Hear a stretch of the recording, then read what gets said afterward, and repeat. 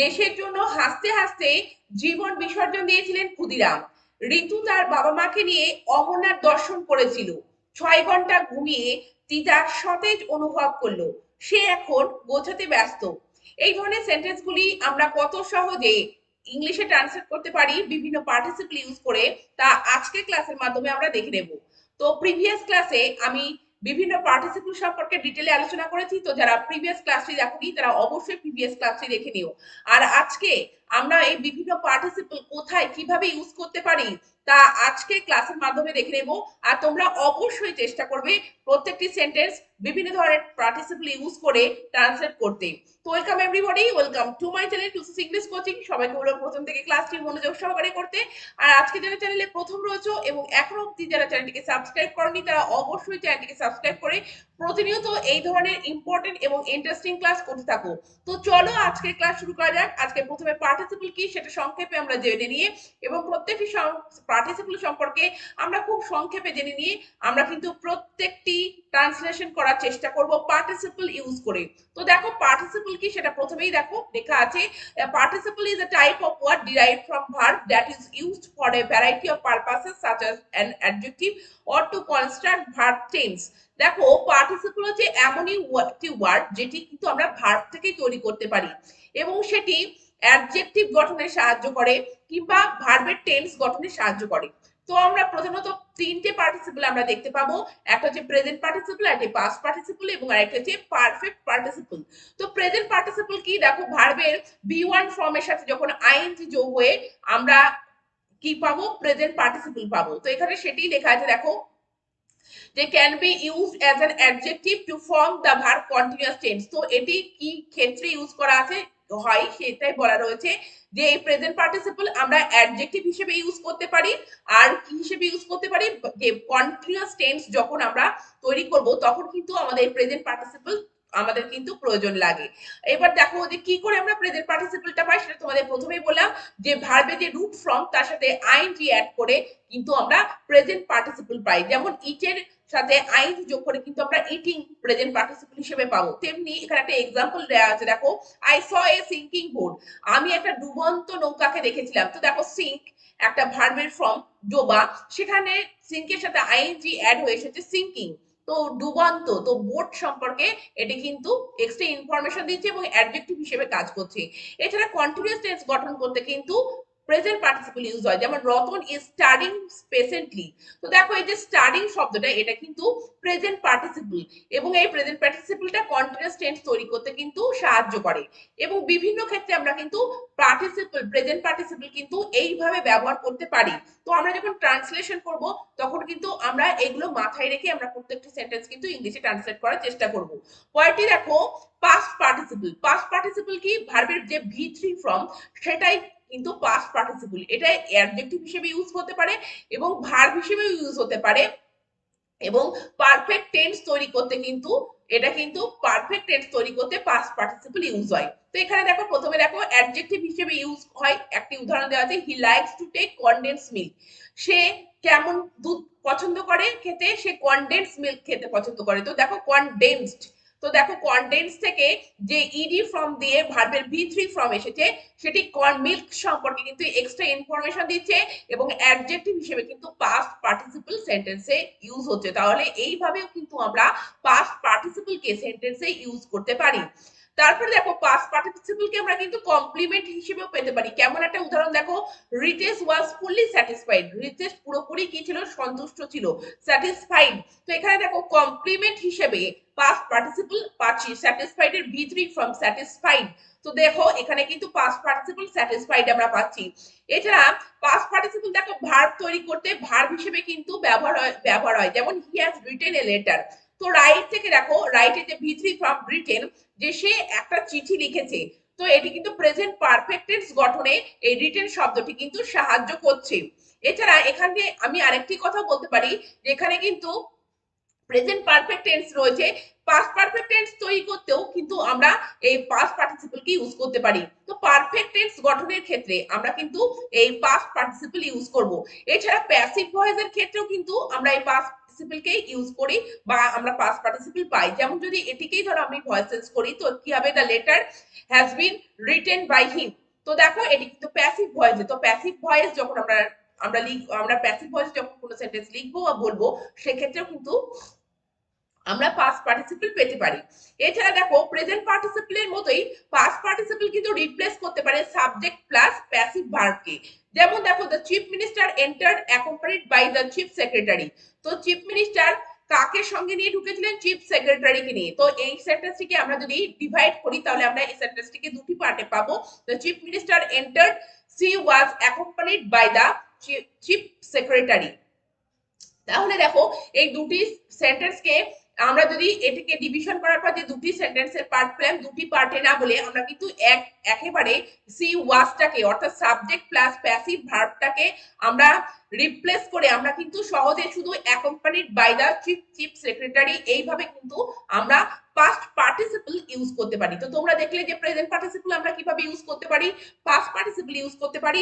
এবার দেখো perfect participle আমরা কোথায় ইউজ করব? যখন দেখবো যে দুটি কাজ পরপর ঘটছে এবং একটি কাজ আরেকটি কাজের আগে ঘটছে, সেক্ষেত্রে কিন্তু আগের কাজটি বর্ণনা করার জন্য আমরা কিন্তু পারফেক্ট পার্টিসিপল ইউজ করব। এখানে দেখো সেটাই লেখা আছে যে পারফেক্ট পার্টিসিপল আর use to indicate that one event happened before another, যে একটা ইভেন্ট একটা ঘটনা ঘটছে আরেকটি ঘটনা ঘটার আগে।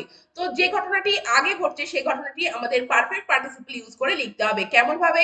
হ্যাভিং ভি3, হ্যাভিং প্লাস ভি3 ইউজ করে, বিং প্লাস ভি3 ইউজ করে বা হ্যাভিং বিন প্লাস ভি3 ইউজ করে কিন্তু আমরা পেতে পারি। তো দেখো এখানে যে কাজটি আগে ঘটেছে এক্সাম্পলটি দেখো, having finished her homework, Katie ran outside to play with her friends।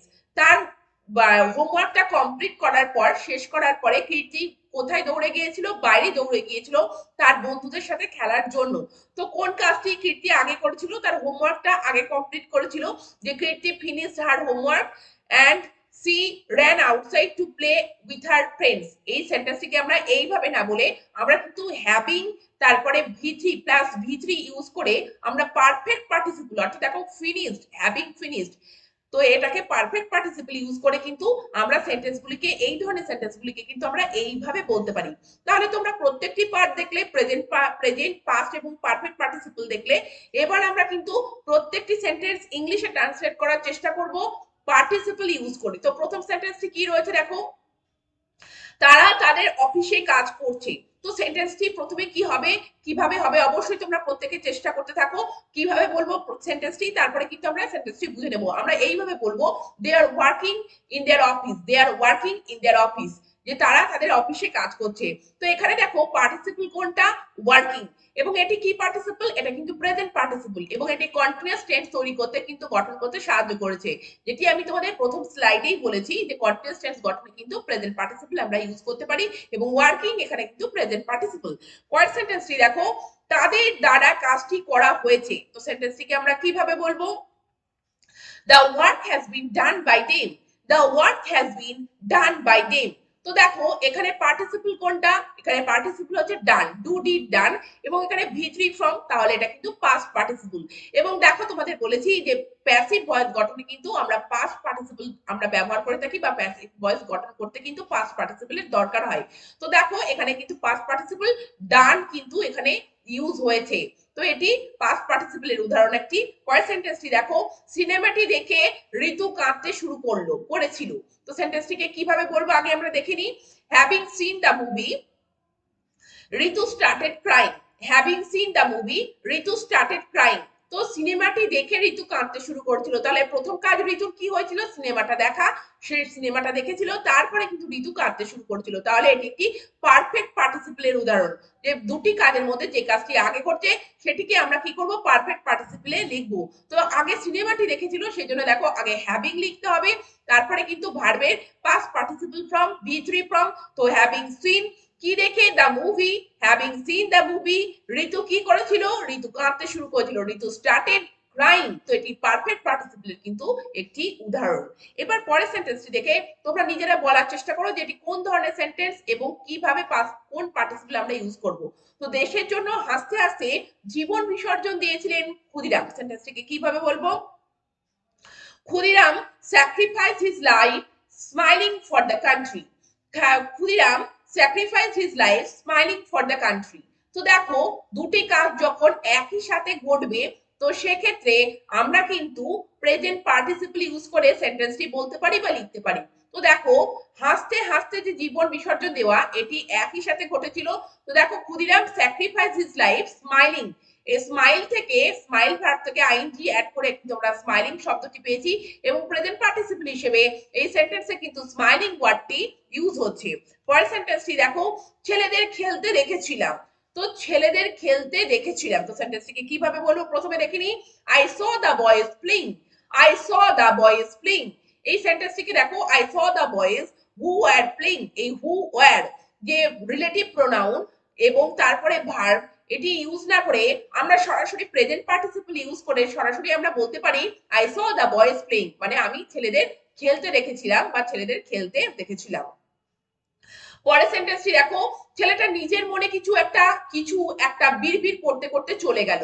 তো দেখো ছেলেটা যে চলে যাওয়া এবং বিড়বিড় করা দুটি কিন্তু একসাথে ঘটছে, তাহলে সেন্টেন্সটিকে আমরা কিভাবে বলতে পারি। The boy went away muttering something to himself, the boy went away muttering something to himself. তো দেখো চলে যাওয়া এবং বিড়বিড় করা দুটি একসাথে ঘটেছে। তো আমরা কিন্তু এখানে প্রেজেন্ট পার্টিসিপল ইউজ করে মাটার থেকে কিন্তু মাটারিং শব্দটি কিন্তু আমরা পেয়েছি। পরের সেন্টেন্সটি দেখো ঋতু তার বাবা মাকে নিয়ে অমরনাথ দর্শন করেছিল। তো সেন্টেন্সটি প্রথমে আমরা কিভাবে বলবো দেখে নিই, তারপরে কোন পার্টিসিপল ইউজ হচ্ছে আমরা দেখে নেব। Ritu visited Amarnath accompanied by her parents, Ritu visited Amarnath accompanied by her parents. তো দেখো এই সেন্টেন্সটিকে আমরা কিন্তু দুটি পার্টে বলতে পারি যে Ritu visited Amarnath she was accompanied by her parents. দুটি সেন্টেন্স, এই দুটি পার্ট, এই সেন্টেন্সটি দুটি পার্টে না বলে আমরা যদি একটি সেন্টেন্সে আমরা বলার চেষ্টা করি তাহলে কিন্তু পাস্ট পার্টিসিপল ইউজ করে আমাদেরকে বলতে হবে। সেক্ষেত্রে তোমাদের আমি বলেছি যে সাবজেক্ট প্লাস যে প্যাসিভ ভার্ব যে সি ওয়াজ এটা বাদ দিয়ে কিন্তু আমরা এই অ্যাকম্পানিড বাই হার প্যারেন্টস শুধু এইটা লিখে অর্থাৎ পাস্ট পার্টিসিপল অ্যাকম্পানিড ইউজ করে এই সেন্টেন্সটিকে সহজে কিন্তু এইভাবে বলতে পারি। পরের সেন্টেন্সটি দেখো রিপন একজন অভিজ্ঞ শিক্ষকের কাছে ইংরেজি শিখতে চায়। তো কিভাবে বলবে। Ripon wants to learn English from an experienced teacher. Ripon wants to learn English from an experienced teacher. তো দেখো অভিজ্ঞ শিক্ষক এক্সপিরিয়েন্স, সেখান থেকে ইডি ফর্ম যুক্ত হয়ে ভিজরি ফর্ম পেয়েছি এক্সপিরিয়েন্স। তো দেখো অভিজ্ঞ শিক্ষক, তো এখানে কিন্তু অ্যাডজেক্টিভ হিসেবে পাস্ট পার্টিসিপল ইউজ হয়েছে। তো এটা পাস্ট পার্টিসিপলের একটা উদাহরণ এবং অ্যাডজেক্টিভ হিসেবে এই সেন্টেন্সে কিন্তু আমরা দেখতে পেলাম। পরের সেন্টেন্সটি দেখো শত্রুর আক্রমণে তিনি বাঘের মতো লড়াই করেছিলেন। শত্রুর দ্বারা আক্রান্ত হয়ে, তাই তো কিভাবে বলবে attacked by the enemy he fought like a tiger, attacked by the enemy he fought like a tiger. তাহলে দেখো এই সেন্টেন্সটিকে আমরা যদি দুটি পার্টে বিভক্ত করি তাহলে আমরা কি পাবো, she he was attacked by the enemy full stop he fought like a tiger. তো এই দুটি পার্ট সেন্টেন্সটিকে আমরা না বলে আমরা কিন্তু একভাবে সেন্টেন্সটিকে বলতে পারি যে সাবজেক্ট প্লাস প্যাসিভ ভার্বটা রিপ্লেস করে আমরা শুধু attacked by the enemy he fought like a tiger, যে শত্রুর দ্বারা আক্রান্ত হয়ে তারপরে কিন্তু আমাদেরকে সাবজেক্টটা প্লেস করতে হবে হি ফট লাইক আ টাইগার, সে বাঘের মতো লড়াই করেছিল বা তিনি বাঘের মতো লড়াই করেছিলেন। পরের সেন্টেন্সটি দেখো 6 ঘন্টা ঘুমিয়ে তিতা সতেজ অনুভব করলো। আশা করি সেন্টেন্সটা দেখে তোমরা প্রথমেই বুঝতে পারছো সেন্টেন্সটি আমরা কোন পার্টিসিপল ইউজ করে লিখতে পারি, পারফেক্ট পার্টিসিপল। কিভাবে সেন্টেন্সটিকে বলতে পারি, having slept for 6 hours teachers felt refreshed, having slept for 6 hours teachers felt refreshed.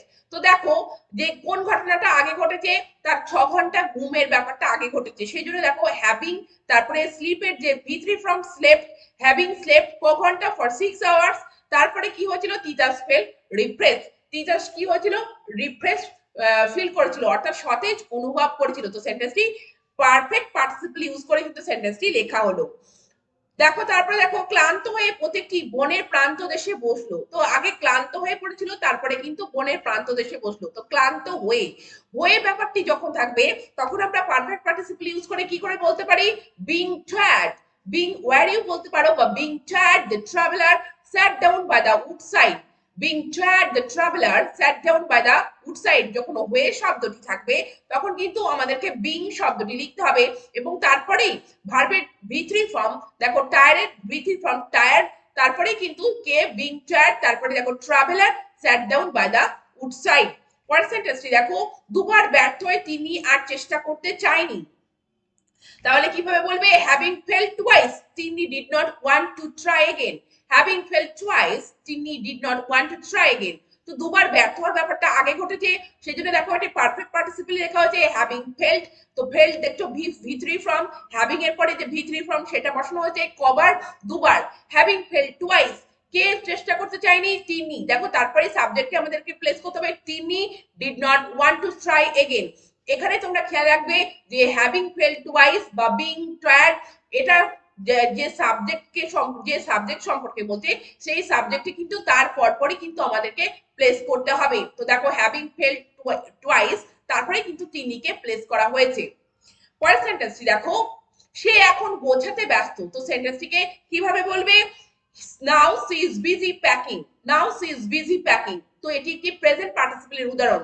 Busy এই ওয়ার্ডটি যে আমরা পেলাম, এই বিজি ওয়ার্ডের পরে আমরা কিন্তু সরাসরি বিজি টু প্যাক না বলে আমরা কিন্তু সহজেই প্রেজেন্ট পার্টিসিপল ইউজ করে এই ধরনের সেন্টেন্স আমরা এইভাবে বলতে পারি।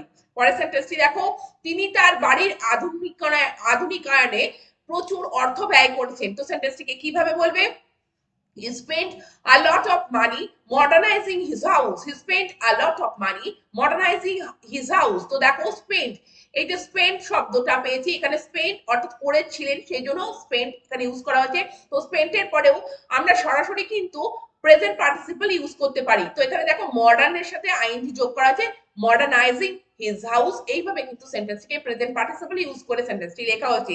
পরের সেন্টেন্সটি দেখো, রিমা আজ বিকেলে কেনাকাটা করতে যাচ্ছে। তো কিভাবে বলবে, Rima is going shopping this afternoon. তো তোমাদের এখানে দেখে মনে হতে পারে যে Rima is going to shop, তো এইভাবে না বলে আমরা কিন্তু রিমা ইজ গোয়িং শপিং ও বলতে পারি। গো শব্দ বা কাম, কাম বা গো এই শব্দগুলির পরেও কিন্তু আমরা সরাসরি ইনফিনিটিভ না ইউজ করে প্রেজেন্ট পার্টিসিপল ইউজ করে কিন্তু আমরা লিখতে পারি যে Rima is going to shop না বলে Rima is going shopping this afternoon, যে রিমা আজ বিকেলে কেনাকাটা করতে যাচ্ছে, আমরা কিন্তু এইভাবে সেন্টেন্সটি বলতে পারি। তো তোমরা দেখলে যে এই ধরনের সেন্টেন্সগুলি আমরা কত সহজে কিভাবে কোড পার্টিসিপল ইউজ করে আমরা প্রত্যেকটি সেন্টেন্স আমরা বলতে পারলাম বা লিখতে পারবো। তো এই ধরনের সেন্টেন্সগুলি অবশ্যই তোমরা প্রত্যেকটি পার্টিসিপল সম্পর্কে ভালোভাবে জেনে এবং এই ক্লাসটি করে তোমরা কিন্তু নিজেদের মধ্যে প্র্যাকটিস করতে থাকো। আর আজকের ক্লাসটি ভালো লেগে থাকলে অবশ্যই চ্যানেলটি সাবস্ক্রাইব করে রেখো। Thank you very much, thank you for watching this video.